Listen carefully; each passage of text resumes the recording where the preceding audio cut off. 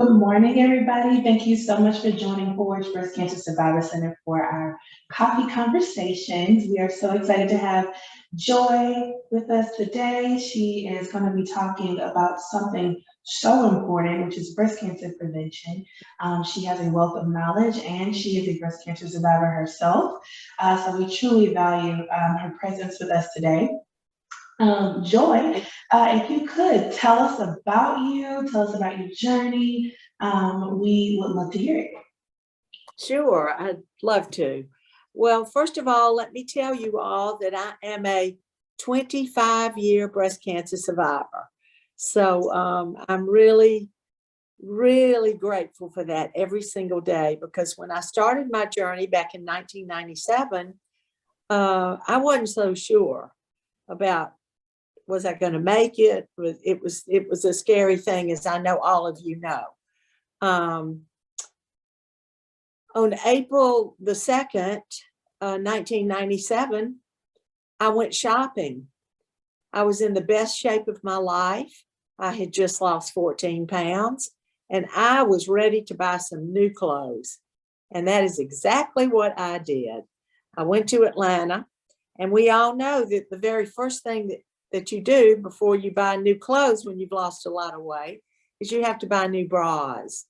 So first of all, I went into the dressing room, the lingerie department, and started trying on bras. And by the way, the woman that was helping me that day, and you'll see why in a minute, we have stayed connected for 25 years and become we have a special bond that will never separate us. As I was trying on the bras, I noticed a lump in my left breast. And I was 49 years old, and I thought, well, this has just got to be something with menopause or going through menopause, perimenopausal. So that's all it's got to be.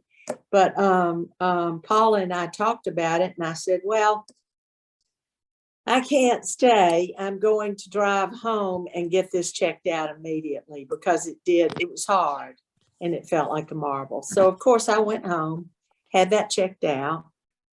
My doctor immediately said, yes, we've got to check this out. We've got to do it now. But what about the lump in your right breast? And I said, what? What in the world are you talking about? And he said, yes, you've got 2 lumps here and we're going to get them checked out. Well, certainly I did. And indeed, it was 2 separate cancers in each breast. Now, I had dense fibrocystic breasts that I didn't know much about at the time. The doctor always told me, as I got my regular mammograms, that I had dense fibrocystic breasts, but he never made an issue of it. And of course, I got regular mammograms every year. So I never did self-exam. If I had done self-exam and known my body better, I would have caught my breast cancer a whole lot sooner than I did. So before I go on any further, my message today is know your body and do self-exam. And if you don't do it, learn how to do it. Touch your breasts, know them, get your doctor to help you, get a friend who knows how to do self-exam to help you, get a shower card that you can put right in the shower and do it in the shower as you're taking your shower, and know your body. That is so important. So anyway, when I was diagnosed, we have excellent doctors in Montgomery, but as a personal choice, I went and got a second opinion at MD Anderson Cancer Center in Houston and decided to stay there, go back and forth for my surgery and for my chemotherapy. I had both breasts removed with reconstruction at the same time. It was a 13-hour surgery, and that was followed by 8 months of chemotherapy. Was it difficult? Yes. but I got through it and I did it. And I got to the other side of chemo and I began my journey of being a true breast cancer survivor. It was difficult. It took me actually a few years before I could really put it on the back burner, because I know you all know how I felt. Is it going to come back? Is my back's hurting? Does that mean that the cancer's come back? So it's a normal thing to feel that way. But I was able to put it on the back burner. And in 2001, and that was about 4.5 years into my survivorship, my husband and I decided that we needed to give back because I was so blessed. I had wonderful family, wonderful friends, the best support, and I also had wonderful insurance that was able to pay for the very expensive surgery and chemo that I know that some of you probably know about. I knew, and Dickie, my husband, knew that in Alabama, there are thousands, and I do mean thousands of women that do not have insurance in this state. And so we began our journey to see how we could help those women that weren't quite as fortunate as I to have good insurance and to have good support, to see how we could give back.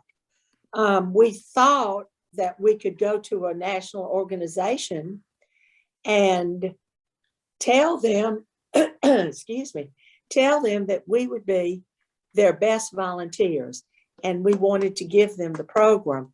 Well, we had so many doors closed in our faces telling us, no, how are you going to help these women? How are you going to do that? We can't do that. And so that gave us the determination to try to do it ourselves. So in 2001, we started the Joy to Life Foundation, which provides free mammograms, free breast screenings for women 40 to 49 through the public health department and under 40 through our office directly, so that we can reach every woman, no matter her age, and give her the breast screening that she deeply and definitely needs and deserves. We started a huge deal. I'm sorry, Joy, but that is such a huge deal. It is. Yes, and we all know we don't have expanded Medicaid in this state, and you know why? We need it. But we're on this path, and we're gonna help these women for as long as we can. We started small, and I will tell you it was a struggle because nobody knew Joy to Life and knew what we were doing. But we started right here in Montgomery, and we may have done 20 mammograms the first year. Fast forward now to 2022, and we've been responsible for over 98,000 breast screenings in the state. That's amazing. That is amazing. So it's not so much what we did, it was we had a lot of support. We were very, very lucky to get that pink car tag. I hope you all know our pink car tag. It does well in the state, and that has really allowed us to be statewide. And we've recently taken over in the northern part of the state to cover what the Susan G. Komen Foundation used to cover. But, you know, they've closed their affiliate in the Birmingham area. And so we're proud that we could be able to take over that. So it is. I'm sorry, I was going to say that. I was just going to say that is so huge because when people think of prevention, it can look like so many different things, and to have a foundation that does educate individuals on these things and provide those resources is such a huge deal, especially statewide for Alabama. Down here in the South, there are things here, but people don't always know about it. So it's really exciting to be able, to be able to reach people who do need it, because people don't oftentimes first think about the expense with breast cancer. You know, the first thing they No. think about is the treatment and what that looks like, but there is a fiscal part of this, and there's also a fiscal part in prevention as well. And when people think of prevention and breast cancer, can you kind of expound on that? Like, what does early detection look like? What are the best tools for that? And can you kind of say or give us a little insight as to why they might be the best tools for early detection? Well, mammography is still the best tool that we have to diagnose breast cancer. And I know there's some other things, particularly with dense fibrocystic breasts, they now more routinely do ultrasounds, which are so important when you've got that issue going on with your body. But mammography is the best tool. Is it perfect? No, it is not. It's about, they miss about 20% because of dense fibrocystic breasts. And that's why, once again, everybody needs to know their body.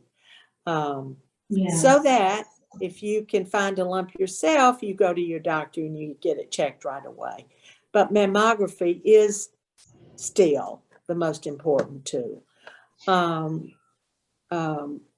Another very important thing, in my opinion, for the prevention of breast cancer is our diets. We've got to really watch what we eat, you know, and I know that we all try to. Nobody's perfect with it, but it's very important to know not to eat too much sugar, not too much alcohol. You've really got to get on that path and pay attention to diet. And we try to tell women, particularly women who are in the underserved community, we try to help them as much as possible to understand that diet is important, knowing their bodies is important, and things like that. Yes, I am not the best at not eating Doritos. I love Doritos. They have no benefit to them other than satisfying a craving for cheese and chips, but it is something that definitely takes some discipline to practice. And I know earlier you mentioned, I know we were talking a little bit before we hopped on the call just about breast exams, like self-exams, right? We as women and everything, like, you know, we'll feel them, but we don't necessarily always know, you know, what we're feeling for. Like you might notice that lump, but you might just be like, if it's a breastfeeding mom, right? Sometimes, you know, your ducts will swell because of breastfeeding. You know, you just never really know what you're actually feeling for if you're not already kind of aware of those things. So for if there is a woman out there who needs some guidance on how to identify that this lump is abnormal, this should be checked out. What are some tips or some resources available for somebody who is trying to do a self-exam, but they don't know how to examine themselves? Like, what should they be feeling for? Where should they be touching? Is it just in the breast, or, you know, things like that?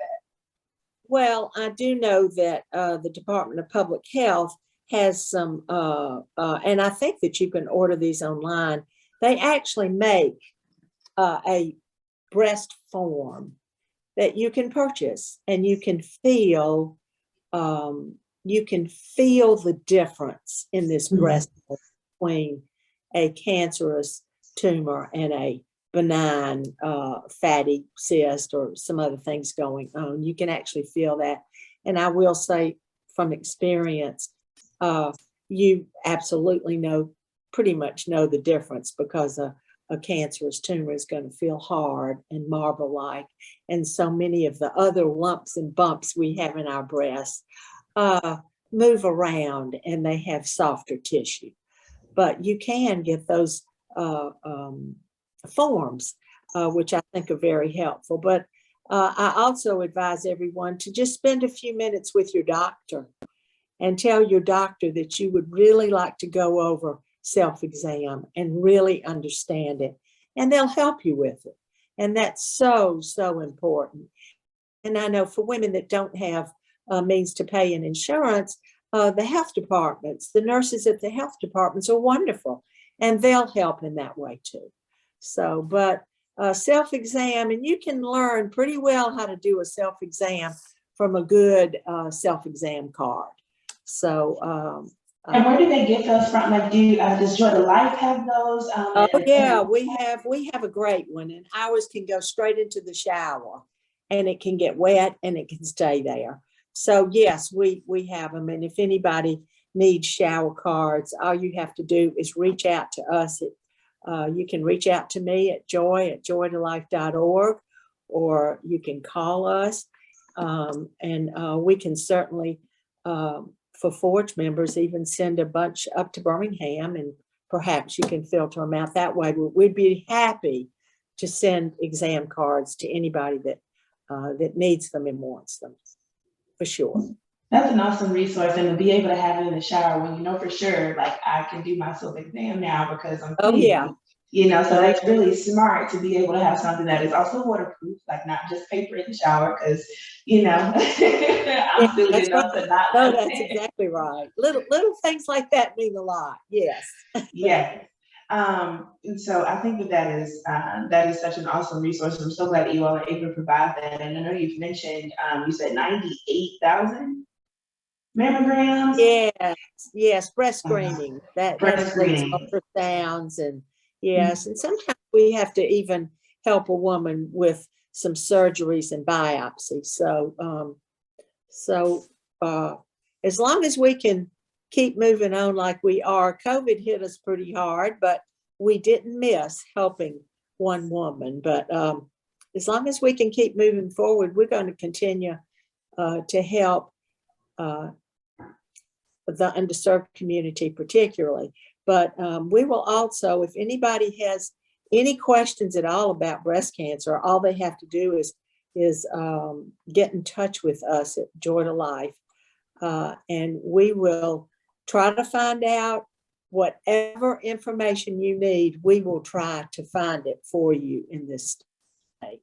So no matter insurance or not, we will try to do that for you. So because it's important that we get these resources, and sometimes they're hard to get. So we're on a path to help all.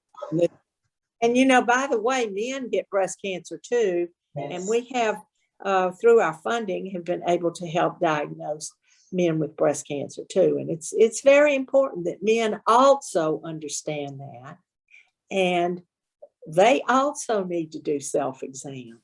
I know several men right here in the Montgomery area that I happen to know that have had breast cancer.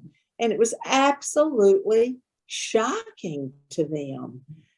But men do get it. Certainly not like women, but they need to sort of be educated too. So those of you with significant others, you tell them they need to also be aware. Yes. And unfortunately, they are a population who's affected by breast cancer because they get it, but it's such a pink diagnosis that it can be kind of overlooked at times. But I do feel like more awareness of men and breast cancer is growing, which is really important because, as you said, men here at Forge, we know of men who have had breast cancer.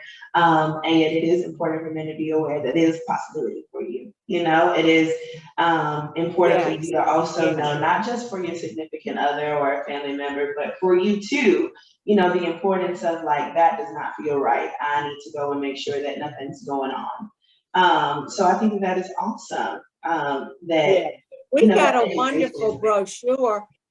I didn't tell y'all this, but we have a wonderful brochure that helps with different looks that the breast may take if there's breast cancer there. And we would be happy to share that guide with anybody that needs it.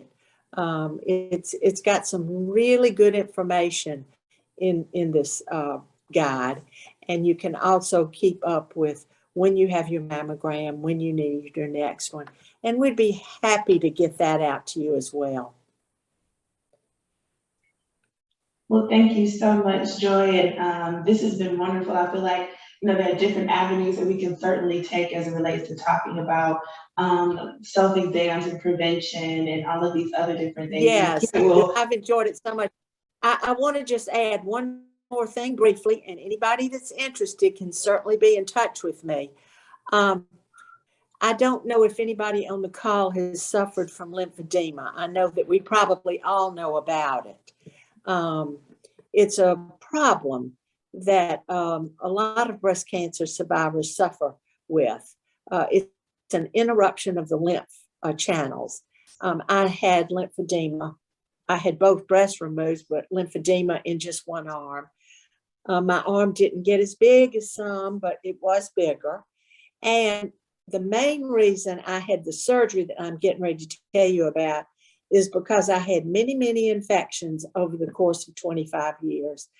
And there is a surgery out there that's new. In fact, a lot of the doctors have gotten in touch with us to try to learn more about it so that they can send patients with lymphedema problems onto some of these doctors. But I had a lymphedema, a lymph node transfer and lymphedema bypass in my arm. And I now have a 95% chance of never having an infection. And the bonus to this whole thing was that my arm got almost normal, my arm and my hand. So if anybody would like to know more about this surgery that's going on at MD Anderson Cancer Center and other places in the country now too, they are training more and more doctors. We do not have doctors in Alabama that can do this surgery, but if you're interested in that at all, please get in touch with me. I'd love to talk with you about it. I'd love to share the information I have, and you can tell anybody that you know to please get in touch with me, because it is a transformative surgery in case anybody has got that particular issue. Thank you so much, Joy. To get that in. No problem, no problem. I love that you're a resource that's available to educate people about what prevention looks like. You know, what does that mean for breast cancer?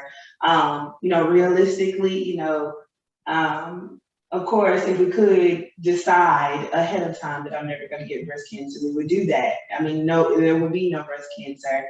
But the truth is that, you know, it does happen. And there are things that we can do to get us as far ahead of it as we can. Whether that's genetic testing, whether that's self-exams, whether that's breast screenings or mammograms. Unfortunately, a lot of people don't know that those resources exist. So it's really important, or they just don't have the resources to get those things done, you know? So it's really awesome that, you know, an organization such as Joy to Life is here to help individuals, of course, statewide here in Alabama, but who knows how far it will go. And I'm speaking that it will go much further than just Alabama. Let's all hope. Yeah. So this has been so wonderful. I hope and pray though that perhaps in our lifetimes there'll be a cure for breast cancer. Yes. And we won't have to worry anymore. I do think that will happen. We of course don't know when. I do think it will, but maybe it'll happen in our lifetimes, which would be absolutely the most wonderful thing. Right. You know, that way, you know, we won't need these jobs anymore because, you know, there won't be anything to cure. Right. We could all go out of business. It'll be done. A great thing. Yeah. Yes. Well, Joy, it's been a joy to have you. Thank you so much for joining us, sharing your story and sharing your resources that you have. Thank you so much. It's been a pleasure.